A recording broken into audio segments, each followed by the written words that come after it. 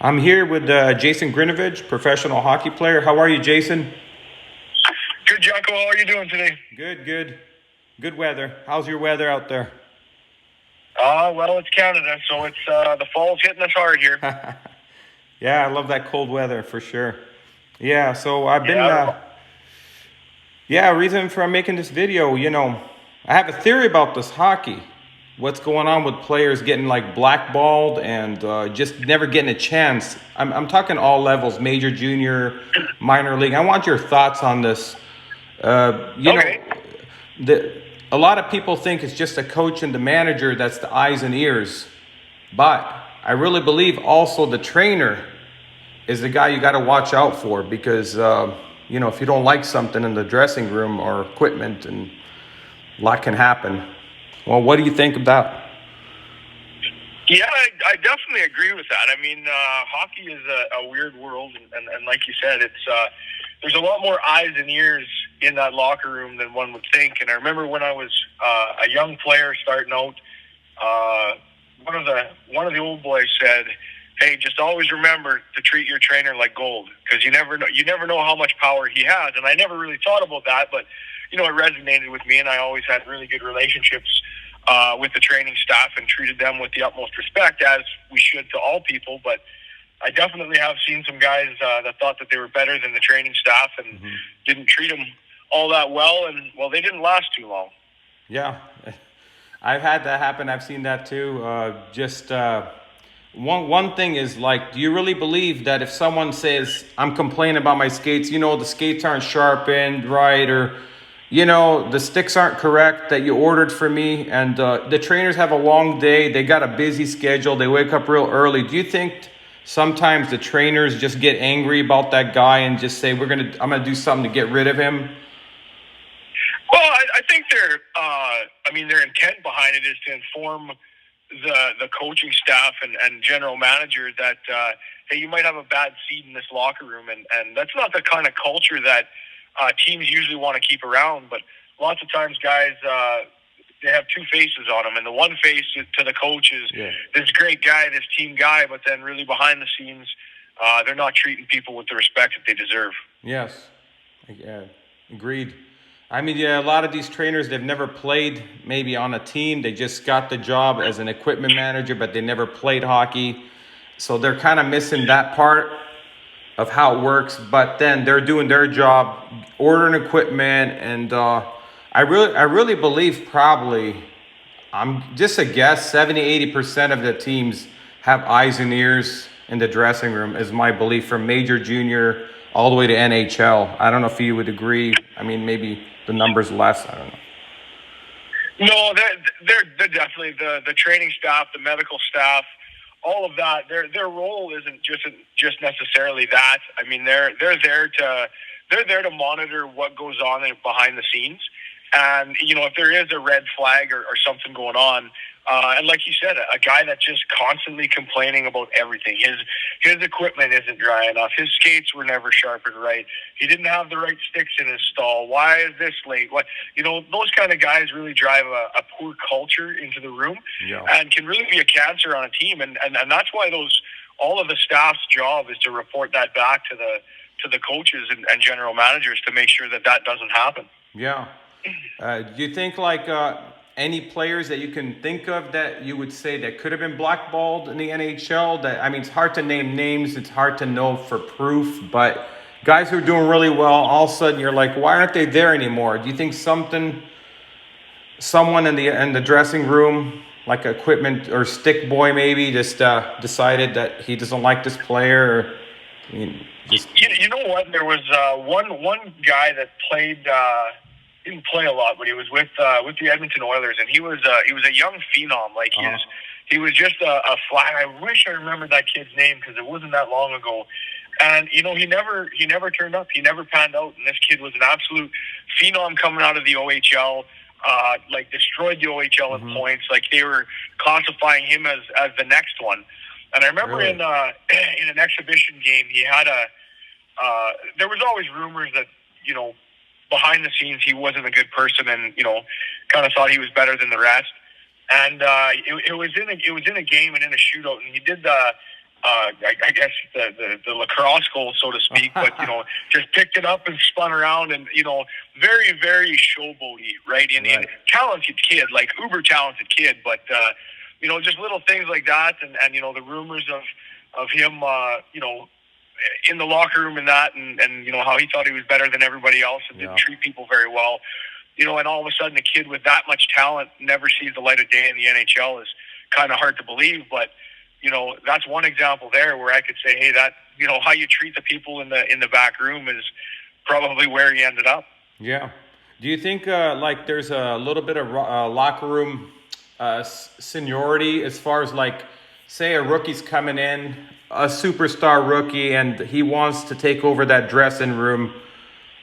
And then you got the vets, they're like, hey, we're the bosses in here. Have you ever seen that happen? Because I have on some teams. Oh, for sure, that happens all the time.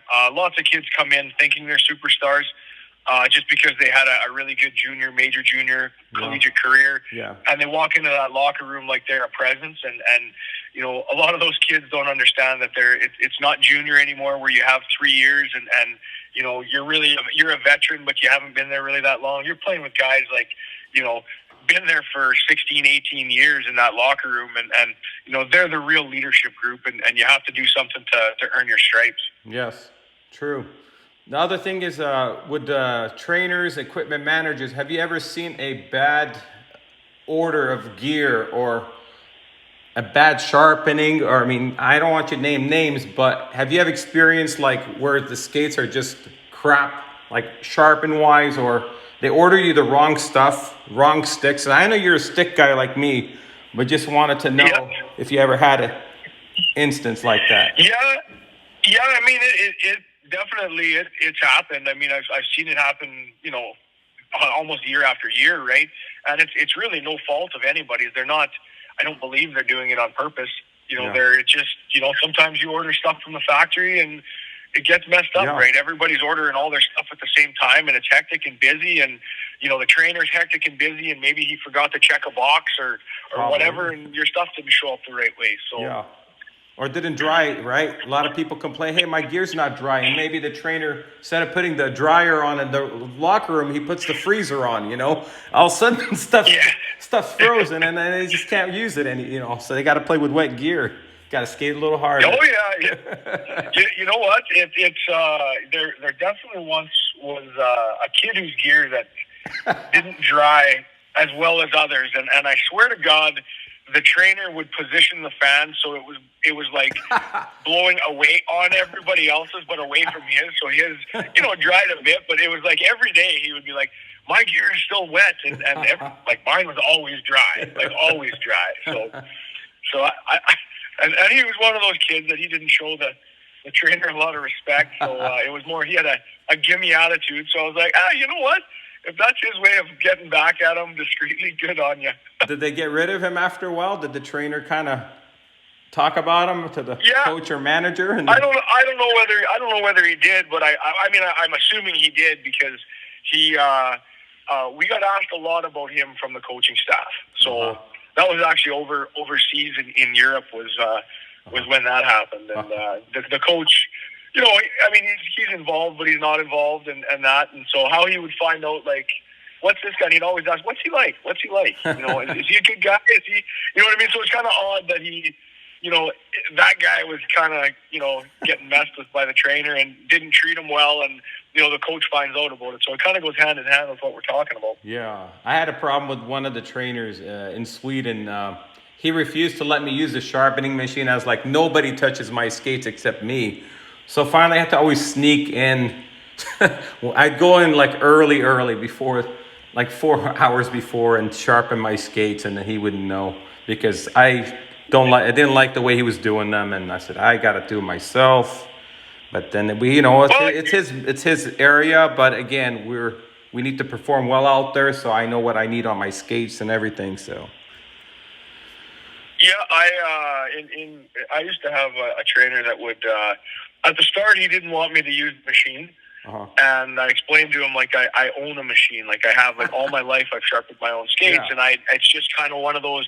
And you know what? Honestly, he did a great job. Like, it wasn't like he did a bad job. It was just more of a superstition for me that, you know, I did my skates. Like, through all of junior and everything. And it was just like it wasn't me, you know, saying he's doing a lousy job. It was just superstition that I had to do them. Yeah. So, I remember you used to sharpen at 1/8. I have video clips of you playing at West Ed here. And I think at that time you were using 1/8 of a hollow, which is the deepest the machine can do. And you were flying out there. And the ice was kind of soft. You know, it was in the summertime. And do you recall those days? You were playing against... Oh, yeah. I skated on 1/8. Man, I think up until... maybe into my professional career where I backed it off a little bit. But, I've always skated on a deep hollow. Yeah, 1/8. I remember, like, that's crazy deep. And I was wondering, like, did the trainers have a problem with that in juniors when you were playing in college? And just, hey, you can't keep asking for 1/8 because we got to redress the wheel. Were there any complaints about that at all? Well, they never complained about it, but I never felt my skates were sharp enough. So, I mean, that's why I was like, okay, I got to go back to my old routine, my old tradition, and do this on my own so that I know they're sharpened at a 1/8. I agree. Yeah, that's a deep. But, you know, I tried it once. You said, hey, you know what? Give it a shot. I said, all right, we're at Parkland. Ice is like a rock out there in the summertime. It was deep. I mean, you couldn't... Stopping was not as easy as I thought it would be, but you could stop. I mean, you can manage it with a couple of minutes to get used to it, but it was deep. It was deep. Yeah, it was pretty good. You know, that was my dad got me on that, and he always just said, you know, whenever you're really, really leaning, you know what I mean? Most guys blow an edge where you still have that bite into that ice, but, you know, which, I mean, he didn't lie. I mean, it definitely was that way, and you know, I do notice since then, since I've backed my skates off, that you know, when you get into that real lean and someone leans on you, lots of times you do end up blowing the wheel. But I just find that I'm so much faster on a straightaway, you know, without all that drag in the ice, that, you know, what I gain, that little bit of an edge that I gain in those tight areas, it's just not worth it. Yeah, agree. And a lot of people, they average, I mean, they think they use about 5/8 NHL, 1/2 inch or 5/8 is what they dress the wheel at. There was a story you told me a while back, and I don't know if you recall. You were in a playoff game, and your skate broke. Can you tell us about that one? That's a funny story. Yeah. We were in. That was actually in Germany, Berlin, Germany. Oh, it was in Germany. And we had a kind of a tradition. Me and the captain on the team, and we'd always try and hit the guy in the skates with the puck. And like as he was turning or something, just to try and knock him over, and it was just for fun. He was a pretty funny guy. Hardy Gensel was his name. So anyway, he ripped one off my skate in the warm up, and he snapped my skate blade. And so I'm like, geez, I'm like, man, this is playoffs, right? I'm like, this is no good. So I went in and I'm like, went to the trainer, said, hey, you gotta throw another set of blades on these, and he's like, we're all out of those. Uh-oh. And I'm like, oh my, he's like, well, where are your spare skates? And I'm like, well, they're at home. I don't keep them in the locker room. So I was in a panic, and you know, to drive downtown Berlin is kind of hectic from the stadium back to the apartment building. And so I was in a panic, and I wasn't really thinking, and you know, people were honking at me and that, and so I kind of looked in the rearview mirror, and I still had my helmet on. I knew I kept all my gear on because I only lived like 5 minutes from the rink. So instead of getting undressed and dressed and that, I just ripped out my gear and but I didn't know I had my helmet and everything on. So people were laughing at me and honking as I'm driving downtown Berlin with all my gear on. And you know, there your cars are labeled, so like they'd had my name on it. They knew it was, like, who it was, right? So they probably thought it was pretty funny. Yeah, that's funny. There was another one you told me about a while back where the runner fell off, or did you recall that one? You were in juniors. No, I don't. It was one story you told me. It was I think the runner flew off while you were playing. Not you, but it was someone you saw, I think. There was one that you... Yeah, one of the guys in junior. Yeah, his he went to stop or turn, and his whole runner came off, like the whole thing. Yeah, just ripped right off his boot. He never dried his skates out properly. He was kind of a slob, and so he would just tuck his gear away. And if you don't dry your skates, the sole of your skate rots, right? So all the rivets come out. And so he ended up being screwed because there's nothing you could do. The bottom of his boot was rotting off. I remember. Do you remember you came out to California and you were trying to MacGyver a skate? You know MacGyver, he fixes anything. Yeah. So you had, I think, a Mission boot with a Bauer Tuck black blade, and you were trying to get screws, and they didn't have the screws. And no, it was a Mission blade, excuse me. And you had helmet screws. So you used the helmet screws instead of the hex bolt that they use, and used the helmet screw, and it worked fine. And I think I remember that.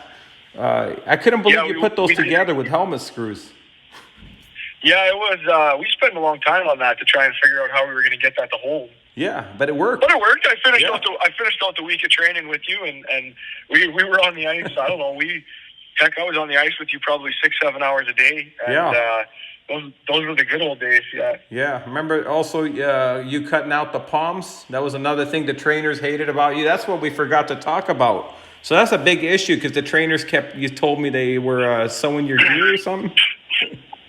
No, I'd always cut the palms out in my gloves so I could feel my stick better. But I had the one year, which was fine. They didn't care. They didn't like it. But, it's my gloves, right? Yeah. So I'd always have to have two pairs. So my one with my palms cut out. So if I got caught, because it's illegal to have your palms cut out. Right. If I got caught, I'd have to go back to the bench, switch to my gloves with the palms in them, show the referee the next couple of face-offs, and then they kind of forget about it and switch back. So the one year, I get in, we get into training camp, and, all your new gear is sitting in there. And, the first thing I ever do is cut my palms out. Brand new gloves, right? So I brand new gloves, yeah. So wow. I went in there and so grabbed the scissors, cut the palms out, and first one in the locker room. I'm always the first one in the locker room. And so then Randman comes in, the trainer, and he's like, "Hey, Grinny," he's like, "Hey, did you check your gloves out?" I'm like, "Oh yeah." And I had them on. I held them up and I'm cut them out while his jaw hit the floor. He's like, "What the hell did you do?" And I'm like, "Man, I always cut the palms out." He goes, "No, those are custom palms. They're not even on the market yet. They made them special for you so that it's got feel like." I'm like, "Oh well, too late now." Hide the scissors from Grinch. Yeah. No scissors for you, buddy. Yeah, he was pretty mad. It was a surprise. He worked on all year with Bauer, and to get these custom new things that they were not even released to the NHL yet for me, just to try and prototype them. And if I liked them and I didn't have to cut them out, then they would go ahead and market it as this better feeling palm. And I guess too little, too late. They never got that information from me. But you used to, like, people out there think, okay, I'm cutting the palm, I'm cutting the whole palm. No, you left the fingers, correct? Or how much? Yeah, I would just leave I would cut legitimately the palm out and leave my fingers so that it wasn't just my glove flopping around. Yeah, so you had the fingers in there, all fingers, and the thumb. But did you ever cut the thumb? I remember you said you would cut the thumb out too, like so the thumb would move better. Is that correct? No, yeah. So how there's that piece of leather that attaches, so your thumb can move a little bit. Yes. But it holds it. I would cut that out so that my thumb could curl right over and grip that stick better. Did it affect your puck handling or anything like that, or no? No, nothing like that. I just found it was easier. It was just easier to grip that stick and maneuver. Yeah, so back in the 50s and 60s, guys always had their palms cut out so they can grab the jersey. Did you ever attempt any of those with the, rake in the face or anything like that? Oh, for sure. I definitely utilized the palmless gloves to my advantage in every situation I could. Yeah. Yeah. And, so the thing with us was when we were growing up is just the sticks. We were always, raiding every Sport Check, every United Cycle store, or any hockey store. We'd be all day just going out and getting stick blades and curving them and trying them on the ice. That was a fun time for me and you to recall. Oh yeah, we would always go. They had the sales bin at United Cycle. Oh And yeah. we would pick through there, and then we'd go to Canadian Tire, see what was on sale, and then we rip every which way. And yeah, But we were, Like, yeah. remember when Benny bet you that he was? I think he was going to buy you a stick, whatever Oh, yeah. stick we were looking at. If you could skate in these little tiny skates, and then he's like, no, you can't sharpen them, and he was rubbing them on the concrete outside and banging them up. But you had Yeah. to skate the lap in whatever 20 seconds. I had to do 25. Yeah. Yeah, and then you can't. There was no laces. You weren't allowed to have laces in them, and Well, I had to keep the laces in them, and then he took them on the concrete, and I had to do each lap under, what was it, under 50 seconds or something like that. And they were size 4. it was Size 4. yeah, Oh man, they were yeah. painful. It was like ridiculous. Yeah, I did that win was the funny. bet. He was pissed. He ended up having to buy me. Oh a yeah, stick. he was. I think he bought me a Yeah. Hespler or something, a wooden stick at the time, and we had Well, to that's go all they had. I guess they had back then. They had aluminum sticks with just wooden blades. I don't even think they had graphite blades out at that time No, for the no. aluminum shafts. Yeah, Like that was way back when like wood was our only option. Yeah, there was one wooden stick that we liked was a CCM. It was a Groove Light. It was a 1052. It was a pretty solid stick. We bought it at United Cycle back then. It was very well made, I thought. I haven't seen those since. Had like a rough Yeah, texture. they don't usually. Yeah, those were gone. They actually switched sticks quite a bit.